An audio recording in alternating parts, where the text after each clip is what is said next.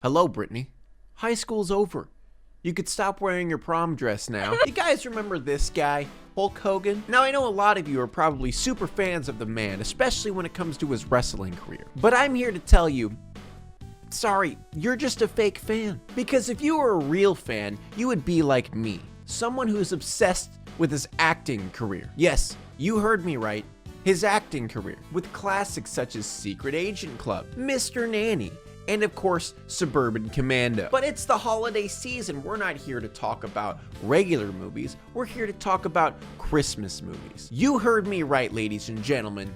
Santa with muscles. Yes, that's actually the title of the movie. Now, this movie I've actually never had the pleasure of watching until a lovely person named Big Gills on Twitter led me to this. And all I can say to you is, thank you for showing me the greatest Christmas movie, nay, the greatest movie of all time. From the moment I read the plot summary, I was instantly hooked. Amnesia makes a mean health food tycoon, Hulk Hogan, think that he's Santa Claus, especially when it comes to a local orphanage. Now he must stop a multi-billion-dollar man from stealing the energy crystals from under the orphanage. Now, how in the hell do you read that and not want to watch this movie? So just a fair warning, there's not really much sense that is being made in this movie. So kind of just turn your brains off because, you know, at one point it feels like a comedy, at another point it feels like a superhero movie, at another point it's a drama.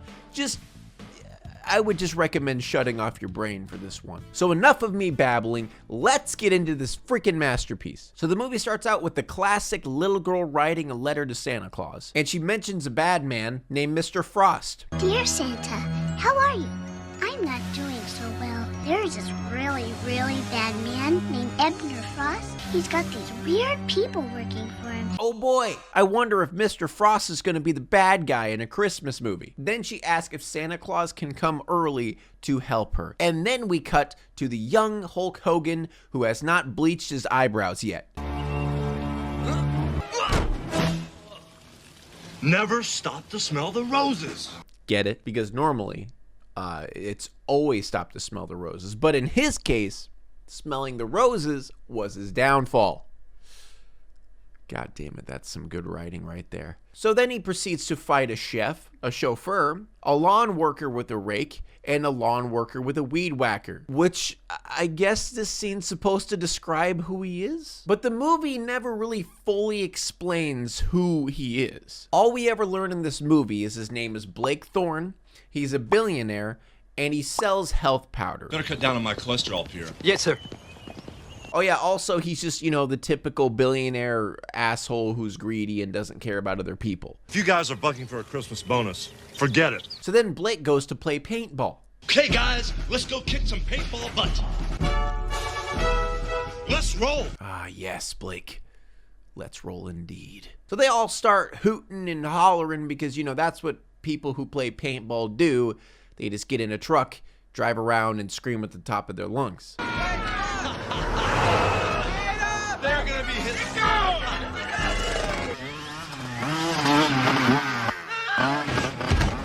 I mean, dispatch! We got men with guns out here on 43. It must be militia or terrorists! Well, I mean, obviously it's common knowledge that all terrorists drive dirt bikes. I mean, what else could they be? Just normal people driving dirt bikes? I mean, come on, what are the odds? So instead of pulling over like a normal human would, Blake Thorne decides, hey, screw it. This is fun. Seriously, he says this is fun. Rule number 20, never surrender. Besides, this is fun. And he proceeds to get himself into a high-speed chase while shooting paintballs at the cops. Just, you know, a normal reaction to the situation. So the cops end up pulling out the big guns and start shooting at him. They either really hate that sign or just hate Santa Claus. So then Blake ends up jumping out of a moving vehicle and just struts his way into the mall. And while all of this is going on, we get to see a little glimpse of the main villains of the movie. And in this movie, every single bad guy just has like a thing, you know? Like the main bad guy, Mr. Frost. His kind of quirk is the fact that he's a germaphobe. And currently he is torturing someone in order to get that person to sell them his shoe store. So, Mr. Frost's whole goal in this movie, you ready for this? He is trying to find secret energy crystals bear with me.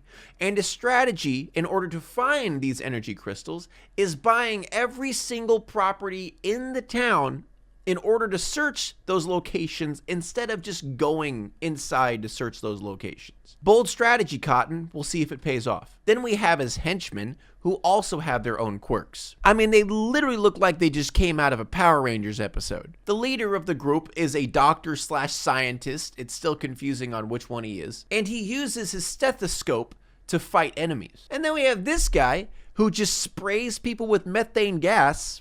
Some find the scent of methane gas offensive. That's all he does. And we have this girl who shocks people with electricity. You want to know what her name is? Mrs. Watts.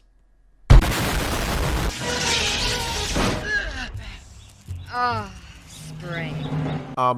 Okay, that line made no sense. And then we have this guy, who's an archaeologist. Seriously, that's as far as it goes. He's an archaeologist. You are going to make such an interesting fossil. Are you guys starting to understand why I consider this the greatest movie of all time? Yeah, it's that good. Okay, now we are cutting back to Blake, who is in the mall, disguised as Santa Claus in order to hide from the cops. Long story short, he falls down a trash chute, boom, knocks himself out. Merry Christmas! Merry Christmas, I'm rich! Do the writers think this is how people react when they steal someone's wallet? Oh my God! I have stolen this man's wallet who just got knocked out, and now I am rich. Oh, he has a MasterCard and Visa. I have everything because I have stolen it from this knocked out man. I really hope he does not wake up from me yelling. Oh shit, he's waking up. So Blake miraculously wakes up and he doesn't remember a single thing. So then Lenny tries to say that he is Santa. And naturally, Blake believes him. I think that hit on the head gave him a little bit more than just amnesia. So Blake starts doing the whole mall Santa thing. Oh shit, it's Brenda's song. And while he's doing that, Lenny tries to go to an ATM and steal his money. And I guess in this world, it's a fingerprint reader. Now, I don't know, maybe I'm just crazy, but I don't think fingerprint readers were hot in the 90s, especially when it came to ATMs. And then we just see two dudes in front of literally the entire mall just yoink an entire charity fund. I guess everyone's just too busy shopping to see the guy with the bowl inside of his shirt, a bowl full of money. Everybody's just turning the other way. And they drop it on the floor and it shatters. And still, not a single person in the whole mall reacts to this. Someone's been very naughty. Well, it looks like it's a job for Santa Claus. So after he murders those two guys in cold blood, he's thirsty for orphan blood. But seriously, out of the blue, he looks at the sign that says help children in need, and he's like, I'm going there. I need to go there now. They need help, Lenny. We should go. We should go there. We should go there. We should go right now. The power of the plot compels you to go to the orphanage. So they are off to the orphanage. Whoa, it looks like the last place on the list for Mr. Frost to buy is in fact the orphanage. I wonder if there's going to be some shenanigans that are going to go down. So yeah, some shenanigans end up going down. The bad boy squad comes to the orphanage and ends up ripping out their statue. Where's the cops? But anyway, the owner of the orphanage gets very angry and tries to stop them from leaving. And instead of the bad guys driving around him or slowing down or just like moving out of the way, they decide, you know what? Fuck it, I'm gonna kill the man. They floored it full force straight at the dude.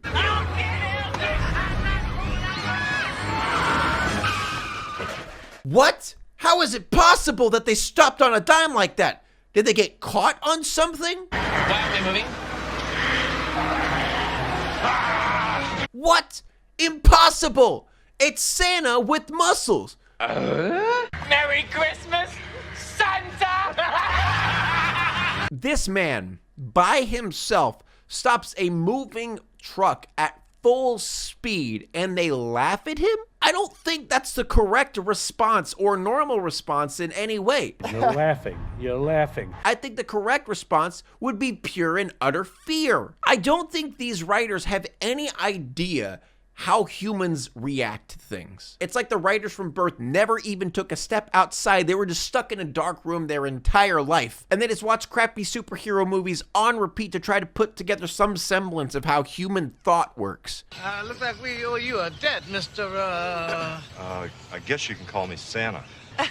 Well, the least we can do is offer you dinner. Do you have time? So again, grown man in a Santa costume who just stopped a moving truck with his bare hands and won't even give you his real name. You want to stay the night? What? Oh yeah, by the way, Mila Kunis and Dawn Stark are both in this show. I just thought that was interesting because, you know, they went from this to that 70s show. What a jump. Who are those guys anyway? The scientist? Oh, they work for Mr. Frost. Sounds like a very naughty boy. How is everyone acting so normal? He sounds like a naughty boy. The only time you call someone a naughty boy is when you're talking to a child or you're being horny. That's Santa's horny.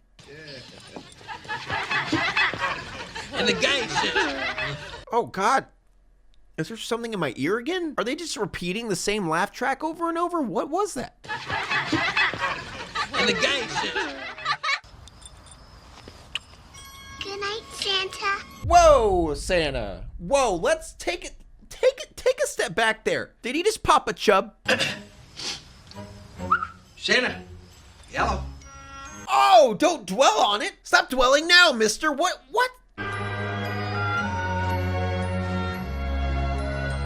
Oh, stop fantasizing. Stop it right now, you son of a bitch. Stop fantasizing about that. Oh, God. So the next morning, Sarah fixes Santa's suit by cutting off the sleeves. Okay? This is great, Sarah.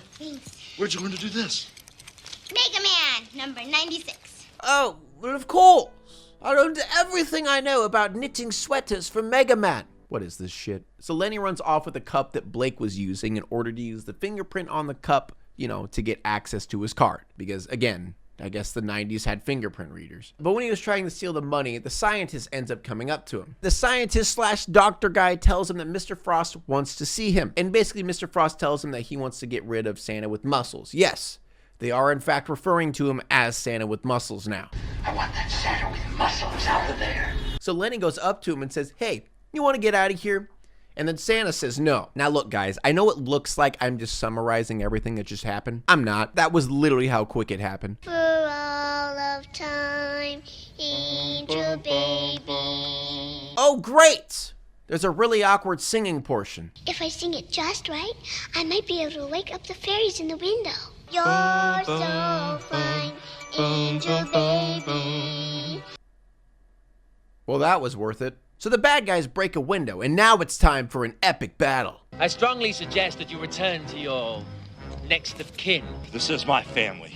Oh, so it's your family now. You mean the people that you literally just met yesterday? Just boom bam, they're your family now? All right, okay, that's cool. Patient. Santa Claus. Complaint? Blurry vision.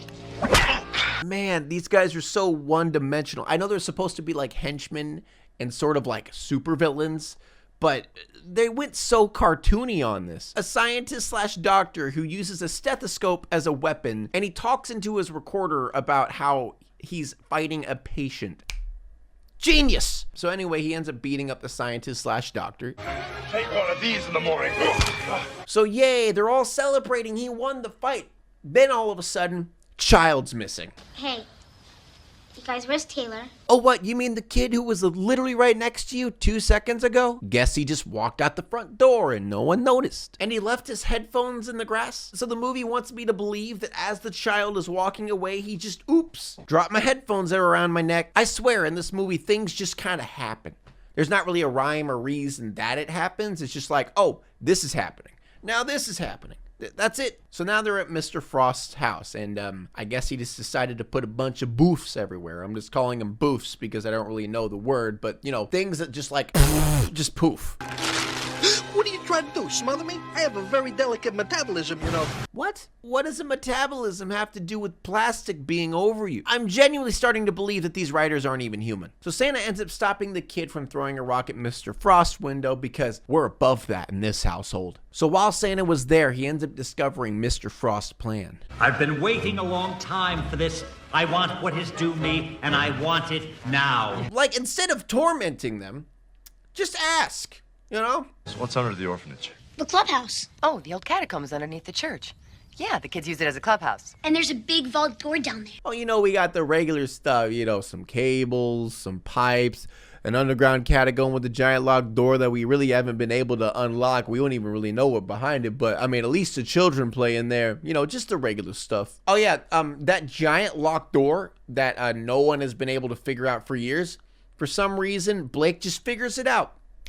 Boom, right away. And you want to know how he figures it out? You want to know the secret to how he figures that out? I don't know. It's never explained. So these are the Power Ranger energy crystals the bad guys are after. Oh yeah, also they discover that they blow up when they're either dropped or hit. I wonder if that's going to come back to bite them later. So after he leaves the vault, he finally starts questioning, am I really Santa Claus now? You're just now questioning that? There's no like lead in, there's no gradual transformation back into Blake. You're just, I'm not Santa, am I? So Lenny ends up fessing up to him. See this? You're wearing this when I found you. What? Why were his clothes specifically down here? This is the first time anyone's been in this location. Stop it. Stop trying to make sense of this movie, okay? Damn it, this movie's so good. I don't have all the answers, but those kids, they need Santa Claus right now. Thanks. Hey, that's what I'm here for. Also, Blake's just not going to care that Lenny has literally been lying to him this entire time. He's just going to be like, yep, okay. Hey, the lights are out. Oh, they are? The lights are out? While you were staring up with light shining straight down to your face? The lights are out? So anyway, the bad guy got inside. Okay, how in the hell is the scrawny doctor scientist man overpowering Hulk Hogan? He is beating Hulk Hogan. Santa, you slay me. So Santa finally beats the bad guy and then proceeds to get pushed off the roof by the animatronic Santa? Gotcha. Cool. So Blake falls into a dump truck and wakes up in his mansion, and his assistant basically tells him everything that's happened. So now that Santa's gone, all the bad guys show up, including Mr. Frost in the flesh. And he looks completely prepared for a COVID outbreak. So they go straight to the door with the crystals. They end up outing Lenny because Lenny was apparently the one who ended up letting them in. And then they start opening the vault. So while they're opening the vault, Lenny ends up getting a hold of Blake and telling him the whole situation. So it looks like it's time for Santa with muscles to go to work. I hate it and love it. So he drives past the cop again. The cop calls him a terrorist. And once again, there's a high-speed chase. What is this movie? It's so brilliant and amazing. So they finally stop Blake in his tracks. And shit finally feels real. They stopped. Blake's face looks serious. They got guns pulled on him. And it finally feels like we're in a real situation. Is that a bazooka? That's a bazooka. Oh, and he also dodges the bazooka. He dodges the bazooka with this. It's magnificent. It's Oscar worthy. So Blake finally gets to the orphanage and knocks out a couple dudes. You're not really Santa Claus, are you? No, I'm not. I just thought I was for a while. Well, that's an interesting sentence to say. So they murder the methane gas guy.